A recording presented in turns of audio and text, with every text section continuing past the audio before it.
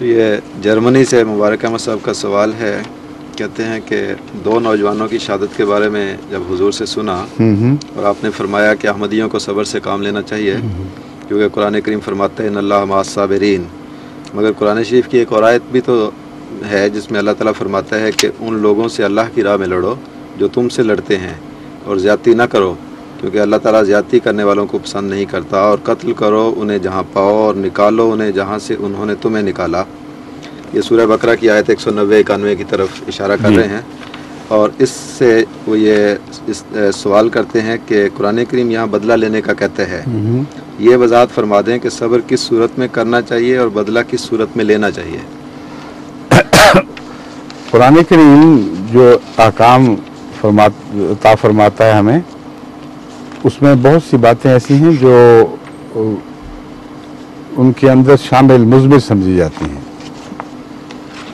مثلا ملک میں قانون کی حکومت ہے، وہ قانون آپ کو اجازت نہیں دیتا کہ اپنے بعض بدلے خود لیں، تو قرآن کی اجازت کا یہ مطلب نہیں ہے کہ آپ کو قانون اپنے ہاتھ میں لینے کی اجازت دی جا رہی ہے. اس لیے ملکی قوانین، دنیاوی عالمی قوانین وغیرہ، ان سب کے دائرے کے اندر رہتے ہوئے قرآن کی آیات کا مفہوم سمجھنا چاہیے. اگر یہ نہ ہوتا تو قضاء کا سوال ہی نہیں تھا.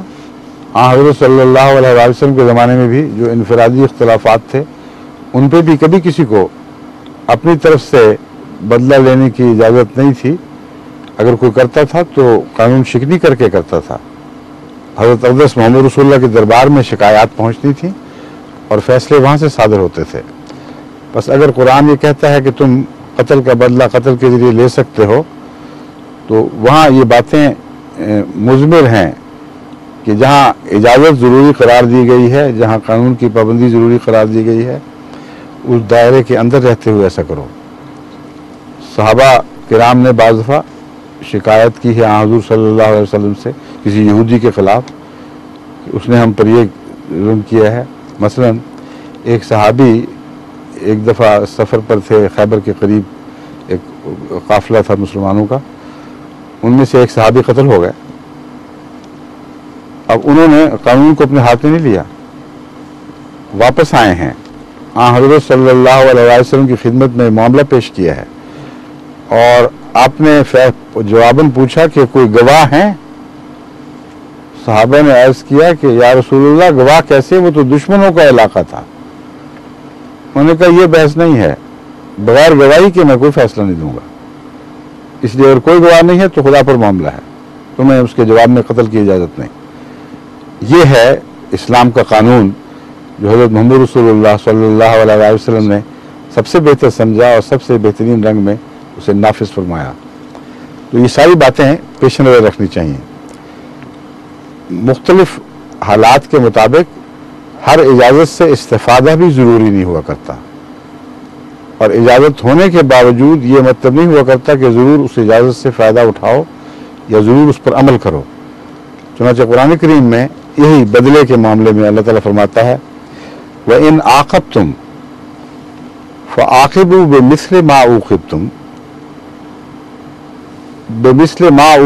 بِهِ. وَإِنْ عَاقَبْتُمْ، اور اگر تم انتقام لو، اپنا بدلہ لو، فَعَاقِبُوا بِمِثْلِ مَا عُوقِبْتُمْ بِهِ، تو تم اس سے زیادہ بدلہ نہ لو جتنا تم پر ظلم کیا گیا ہے. انتقام کو اتنا ہی رکھو جتنا تم پر ظلم کیا گیا ہے. وَلَئِنْ صَبَرْتُمْ، بس لیکن اگر تم صبر کرو، لَهُوَ خَيْرٌ لِلصَّابِرِينَ، تو یقیناً وہ صبر کرنے والوں کے لیے بہت ہی اچھا ہے. یہ قرآن کریم کا حکم ہے، اور یہ فیصلہ امام کا کام ہے کہ اس وقت بدلہ لینا بہتر ہے یا صبر کرنا بہتر ہے. اور صبر کرنا ہر حال میں بہتر ہے، سوائے اس کے کہ قوم کے مٹنے کا خطرہ لاحق ہو اور ایسی صورتحال پیدا ہو جائے جیسے کہ مدینے پر بار بار دشمن حملہ آور ہوا ہے.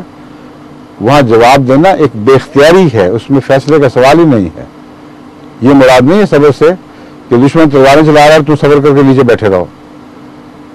مراد یہ ہے کہ اگر تم پر ظلم ہو چکا ہو تو اس کے بعد تم بدلہ لے سکتے ہو، لیکن نہ لینا بہتر ہے اگر تم صبر کر سکتے ہو تو۔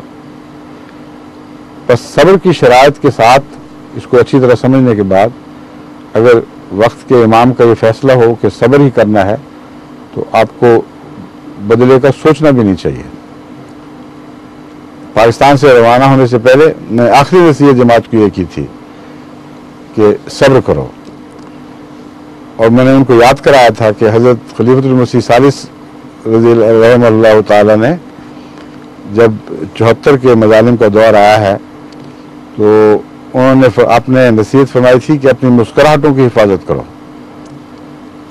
اور میں نے چلنے سے پہلے یہ نصیحت کی تھی کہ اپنے غم کی حفاظت کرو اور اسے صبر میں ڈھالو، اور اس سے تمہیں بہت بڑی طاقت عطا ہوگی۔ اس کا اتنا بدلہ باہر مل رہا ہے، آپ کو ابھی تک ہوش ہی نہیں، آپ ہاتھ اٹھا کر کسی کو مار بھی بیٹھیں تو کیا ہاتھ میں آئے گا؟ اس کے بدلے 10,000 اور مظلوموں پر ظلم کر دیے، معصوموں پر ظلم کر دیے جائیں گے۔ اس لیے تھوڑی سی عقل سے بھی کام لیں، صرف میرے حکم کی بات نہیں ہے، حالات کا جائزہ لے کے دیکھیں، اس سے بہتر اور کوئی فیصلہ نہیں ہو سکتا۔ اور جب قرآن کریم فرماتا ہے کہ ظلم کے باوجود تمہیں صبر کی نہ صرف اجازت ہے بلکہ اللہ کہتا ہے وَإِن صَبَرْتُمْ لَإِن صَبَرْتُمْ فَهُوَ خَيْرٌ لَكُمْ وَاللَّهُ خَيْرٌ لِلصَّابِرِينَ، کہ اگر تم صبر کرو گے تو یہ صبر کرنے والوں کے لیے بہت بہتر ہے۔ ٹھیک ہے؟